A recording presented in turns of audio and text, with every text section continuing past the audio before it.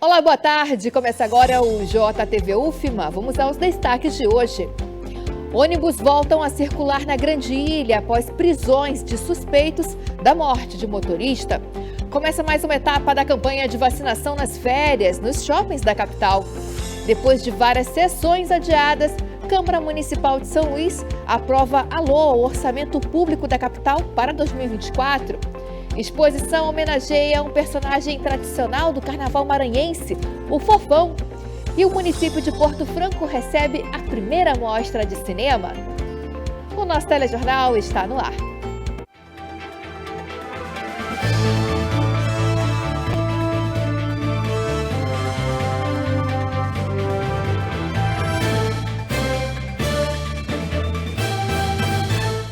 A Câmara Municipal de São Luís aprovou o orçamento público da capital em mais de 4 bilhões de reais. Fim de semana tem mais uma etapa da campanha de vacinação nas férias, então vamos ver esses e outros destaques agora no Giro de Notícias. Foi divulgado o calendário de declaração do Imposto de Renda Pessoa Física, referente ao ano passado. O prazo vai de 15 de março a 31 de maio. A Receita Federal deve divulgar mais regras do imposto até o mês que vem. A partir deste ano, a faixa de isenção vai aumentar de R$ 1.903 para R$ 2.112. A Câmara de Vereadores de São Luís aprovou o orçamento do município para este ano. A previsão orçamentária ficou em 4,7 bilhões de reais. A votação foi feita em sessão extraordinária na terça-feira. A lei orçamentária foi elaborada pela Prefeitura de São Luís. A área com maior orçamento é a educação, com mais de R$ 1 bilhão, seguida da área de infraestrutura, com 400 milhões de reais. Os shoppings da Grande São Luís estão sendo pontos de vacinação nesta semana.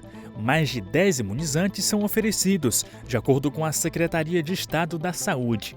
A imunização é voltada para crianças, jovens e adultos. Para se vacinar, é necessário apresentar documentos de identificação e a carteira de vacinação.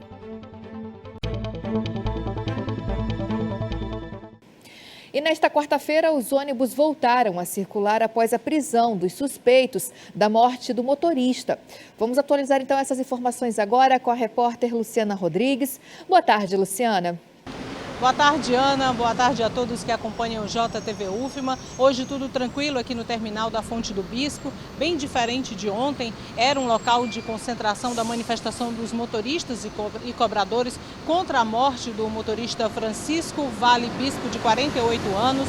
Hoje tudo segue normalmente, os ônibus estão circulando, as pessoas estão conseguindo pegar o transporte público de maneira bastante tranquila. Uma reunião aconteceu ontem, no final da tarde, na Secretaria de Segurança Pública, juntamente com o SET, SMTT e o presidente do Sindicato dos Rodoviários. Essa reunião deixou a categoria um pouco mais tranquila e eles voltaram a circular normalmente hoje. Um outro ponto muito decisivo, que era uma reivindicação da categoria, foi a prisão de 3 suspeitos do assassinato do motorista.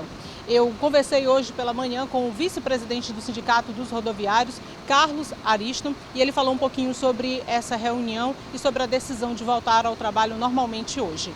Na reunião de ontem, lá na Secretaria de Segurança, foi decidido que eles vão ampliar a abordagem nos ônibus, eles estão com nova tática, eles têm uns novos projetos aí para estar fazendo em relação à abordagem dos coletivos e vamos também uma vez por mês se reunir com o Comando Geral, ou eu ou o presidente Marcelo, para sentar com eles, para se aproximar mais e aí a gente fazer um balanço do mês. A gente vai levar para eles, lá do Comando Geral, tudo que a gente receber da categoria em termos de assalto, pontos críticos, e eles vão fazer ali um balanço e ver, aumentar, intensificar a abordagem desses locais.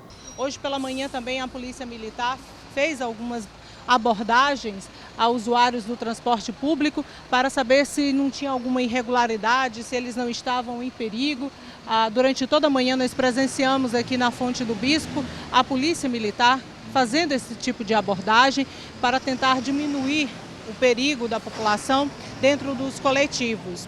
Ana, o vice-presidente do Sindicato dos Rodoviários também falou sobre uma possível paralisação que pode acontecer porque eles ainda não receberam nenhuma proposta salarial mesmo a categoria enviando essa proposta no mês de novembro. 7 até agora, nesse presente momento, não nos repassou a contraproposta deles. Então não está descartado que qualquer hora a gente venha parar. Ou pode ser antes de carnaval, pode ser para o carnaval, qualquer hora a gente pode parar. Está dependendo só do 7 sentar com a gente para a gente tratar da nossa data base.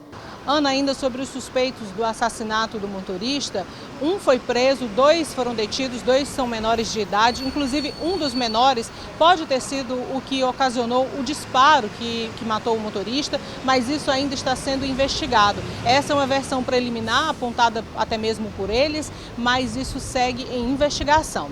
Eu volto com você no JTV UFMA. Obrigada, Luciane. A gente segue acompanhando o caso. As prévias de carnaval já estão agitando todo o fim de semana na cidade. E para os papais, atenção com as crianças e adolescentes. Eu chamo então o repórter Robert Oliveira, que traz detalhes sobre a portaria que regulamenta a participação das crianças e adolescentes nas festas carnavalescas. Boa tarde, Robert. Isso mesmo, Ana. O carnaval começa dia 9 e termina no dia 12 de fevereiro, mas as festas de pré-carnaval já começaram, já estão movimentando a cidade. Boa tarde a você, boa tarde também a todos que nos acompanham. A gente sabe que todas as vezes que o ano começa e começam também as festas de carnaval, surge aí uma grande preocupação, que é a segurança das crianças e adolescentes que participam dessas festas. Por isso, nossa equipe veio aqui no fórum conversar com o José Américo Abreu, que é juiz da primeira vara da infância e da juventude, que assinou uma portaria falando aí sobre a presença das crianças e dos adolescentes nas festas de carnaval. Segundo a portaria, é proibida a participação de crianças menores de 6 anos de idade nesses eventos, acompanhados ou não pelos pais ou responsáveis após a meia-noite. Já a participação das crianças nas faixas etárias entre 6 e 12 anos incompletos, acompanhados pelos pais ou responsáveis, deve ser permitida também somente até as 2 horas da manhã. A participação das crianças de 12 anos de idade incompletos, independentemente de estarem acompanhados de pais responsáveis ou não, somente ocorrerá mediante a apresentação do alvará judicial. Quanto aos adolescentes que tiverem mais de 12 anos, não vai ser exigido o alvará judicial e a participação deve ser limitada com relação aos horários, desde que estejam acompanhados aí pelos pais ou responsáveis com mais de 18 anos. Nós conversamos com o juiz José Américo Abreu e ele explicou o principal objetivo dessa portaria. Vamos acompanhar. Estabelecer parâmetros de proteção das crianças e adolescentes, é só esse. A gente tem que estabelecer critérios de idade, faixa etária, que estão todos explicitados aí na portaria, os horários, para que essas crianças e adolescentes tenham acesso à cultura, ao lazer, como manda o Estatuto e a Constituição Federal, mas de uma forma segura. Pela cidade tem muitas pessoas que fazem festas específicas para esse público, que realizam aí os bailinhos infantis espalhados por toda a São Luís. Para essas pessoas é necessário aí procurar as entidades, procurar o fórum para pedir os alvarás que podem permitir a participação dessas crianças e desses adolescentes.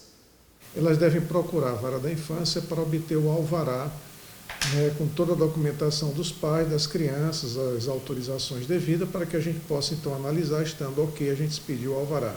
Pois é, e a não observância aí dessa portaria pode, de fato, trazer algumas consequências, tanto para quem organiza aí essas festas e não tiver o alvará judicial, quanto também para os pais ou responsáveis. Alertando que, na hipótese de alguma sanção, ela varia de multas, que a gente aplica depois de um procedimento judicial de apuração de infração administrativa do ECA, e, dependendo, se houver omissão dos pais, pode levar até a perda da guarda e do próprio poder familiar. Então é isso, Ana. O carnaval é uma festa democrática para todo mundo, para adulto, para criança e para adolescente, mas a gente sabe, tem que tomar cuidado para manter a segurança dos pequenos aí mesmo durante as festas de carnaval. Nós voltamos aos estúdios.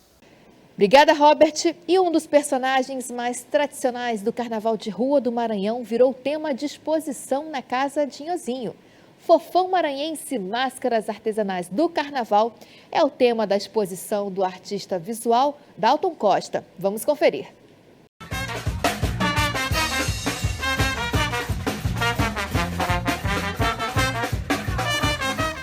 Chega a época festiva e na mente vem sempre a lembrança dos antigos carnavais em que esse personagem aqui dominava as ruas. E hoje, apesar de menos comum, o Fofão ainda resiste e sua representação artística e cultural permanece viva no imaginário popular.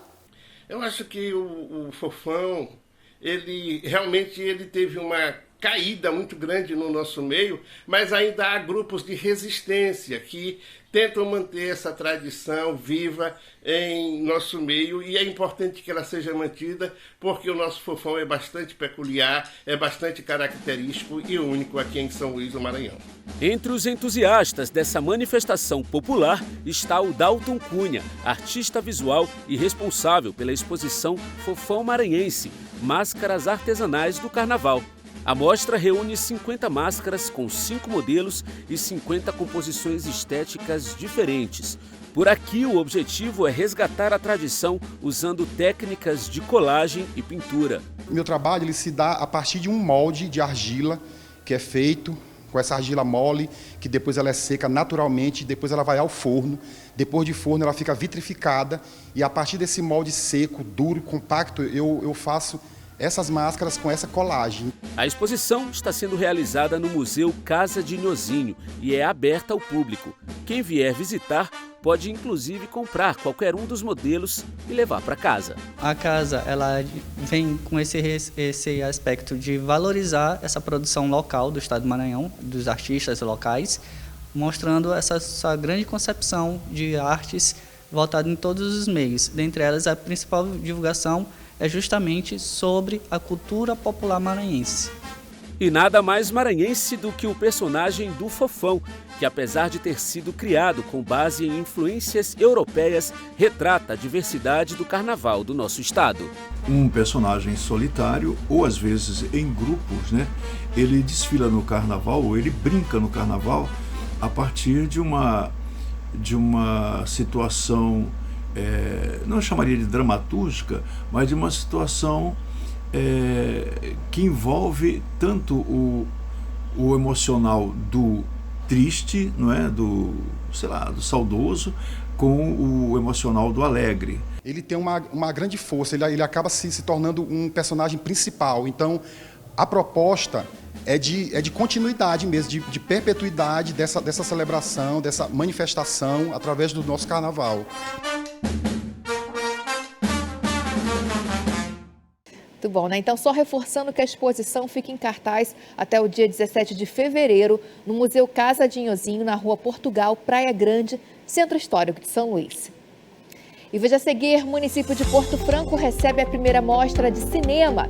E no quadro Quem Entende do Assunto, vamos dar dicas de saúde bucal. Vamos para o intervalo e voltamos já já.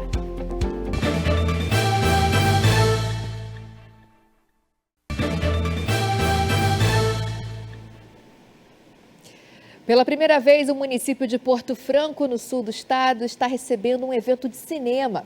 É a mostra Tarumã de Cinema. Luz, câmera, ação. Apesar das dificuldades na produção cinematográfica, a sétima arte encontra espaço para o desenvolvimento, exibição e formação de novos profissionais nas capitais. Essa oficina de videoclipes e documentários foi promovida pelo Maranhão na Tela, em parceria com a Escola de Cinema do Maranhão, no ano passado. Uma grande oportunidade para quem deseja se especializar no setor do audiovisual. Foi muito bom trabalhar com esse pessoal, né? Ter esse network, estar ali aprendendo com profissionais que já estão trabalhando na área, né? Que estão ali há muito tempo e que tem muito a nos ensinar. Então foi uma experiência muito massa, muito legal mesmo, de ver aquilo que a gente aprende na sala de aula ali de forma prática e de forma assim, em um grande festival, né? Então foi muito bom. O Festival Maranhão na Tela completou 15 anos em 2023. Grandes nomes do cinema celebraram essa edição especial, fortalecendo ainda mais a construção da tradição do cinema maranhense. Mas descentralizar a produção e exibição de produções é importante. Pela primeira vez, o município de Porto Franco, interior do estado, vai receber um evento voltado para o setor, a Mostra Tarumã de Cinema. A iniciativa visa promover essas oficinas com 12 horas de certificados emitidos pelo IEMA, além de promover esse momento de participação popular, desse acesso democrático da sétima arte. O evento terá a participação de grandes nomes do audiovisual maranhense. A diretora do filme De Repente Drag, Rafaela Gonçalves, e o ator Alberto Danúzio, integrante do elenco do filme Tire 5 Cartas. Excelente, né? Então, só reforçando que essa mostra de cinema acontece até o dia 27 de janeiro, próximo sábado, e mais informações você encontra na rede social que aparece aqui na sua tela. E quarta-feira é dia dos nossos especialistas, aqui no nosso telejornal, né? Hoje continuamos com a temática de saúde bucal, com dicas para o uso do aparelho ortodôntico.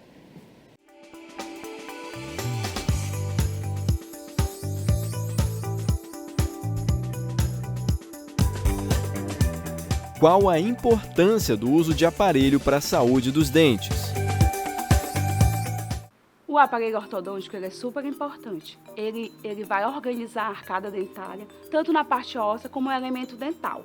Ele vai auxiliar, né, vai ajudar na fonação, mastigação, deglutição. Então, tudo isso, se um dente estiver em uma posição incorreta, ele vai afetar essa região. Você não vai conseguir mastigar direito, pode dar uma mastigação incorreta, pode dar problema na ATM. Tá? As partes ósseas podem também ter um crescimento desorganizado, desordenado, podendo assim, se não usar o aparelho logo, você pode ter um prejuízo mais na frente, ter uma assimetria facial. O que é assimetria facial?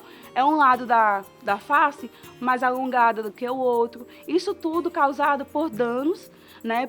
Por uma dentição que está ali alterada, que está ali modificada, um dente que está fora de lugar. Então, tudo isso pode acontecer. Até mesmo o apertamento, o bruxismo, os dentes também podem ter aquele desgaste. Se você não está com os dentes alinhados em posição correta, o dente vai ficar menorzinho, porque ele pode ter um desgaste na hora que você for mastigar. Então, tudo isso devido, né, a arcada está tudo interligado, você pode ter um prejuízo tanto na parte muscular, como na parte óssea, como na ATM e nos dentes. O que fazer se o aparelho quebrar?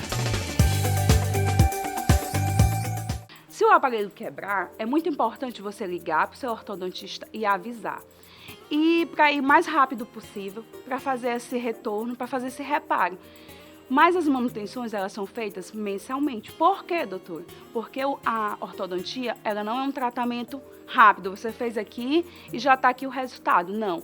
Ela é um tratamento que a gente vende mês a mês. Então, quando uma peça, ou sai um fio, ou quebra um bracket, acontece, a gente perde esse tempo, porque a evolução ela é construída de mês a mês. Então, a gente volta e esse tratamento acaba atrasando. Então, é muito importante você já ir ao dentista, fazer esse reparo para a gente continuar com a mecânica e ter o sucesso no seu tratamento. Quais são os tipos de aparelho? Como saber qual o melhor para o meu caso? A ortodontia ela é dividida em duas fases, né? A ortodontia preventiva, que é feita a correção na primeira infância, uma mordida aberta, uma mordida cruzada. E a segunda é quando a maloclusão já está pré-existente, em adultos, onde a gente já não consegue fazer essa movimentação óssea. Então a gente vai fazer a movimentação dentária. Esse aparelho pode ser fixo ou pode ser móvel.